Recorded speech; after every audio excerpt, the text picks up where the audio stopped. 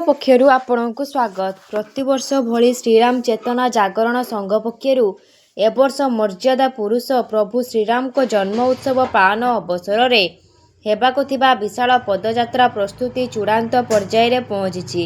एही परिप्रेक्षी रे स्थानीय सिद्धि मंडप रे आयोजित एक सांबादिक सम्मेलन रे श्रीराम चेतना जागरण संघर कर्मकर्ता माने जगदेई श्रीराम नवमी अवसर रे हेबाकु थिबा बाइक रैली और विशाल पदयात्रा संपर्क में विस्तृत सूचना प्रदान करिसेंती। आसंता 25 तारिख रे कलश शोभायात्रा बालीघाट ठारू बाहरी परमिट पड़िया रे पहुंचीबा परे यज्ञ सहित उत्सवर आनुष्ठानिक शुभारंभ हबो। श्रीराम नवमी पूर्व दिन अर्थात 26 तारिख सकाळे 108 श्री हनुमान चालीसा पाठ कार्यक्रम पर अपराह्न रे शताधिक बाइक नहीं एक शोभायात्रा बालेश्वर सहर समेत सहर तली अंचल परिक्रमा करिवो।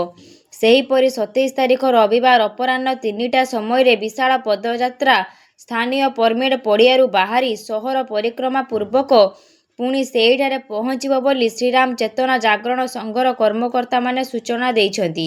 एही पदयात्रा रे सहर समेत बालेश्वर जिल्लार विभिन्न अंचलरू 50,000 श्रद्धालु जोगदेवे नहीं लक्ष्य धार्य करा जायछि।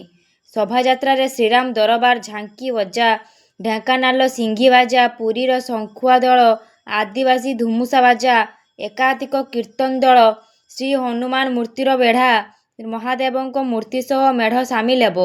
एही शोभायात्रा श्रृंखलार सह परमिट पड़ियारू बाहरी समग्र सहर परिक्रमा करी पुणी सेहिठारे पहुंचीबो और सेठारे प्रसाद सेवनर व्यवस्था कराजिबो बोली कर्मकर्ता माने कहिसंती। एही शोभायात्रा को श्रृंखलित करिया पई जागरण संघ 300 रु ऊर्ध्व कर्मी कार्य करिवे। शोभायात्रा जाउथबा रास्तारे छक छकरे विभिन्न संगठन और अनुष्ठान पक्षरु पानीय जल सरबत और खाद्यपेयर व्यवस्था कराजिबो। तेबे जिला पुलिस और प्रशासन निर्देश अनुसार तथा नियम भितर एही शोभायात्रा श्रृंखलित करिया पई कर्मकर्ता माने जनसाधारण को निवेदन करिसेंती। धन्यवाद।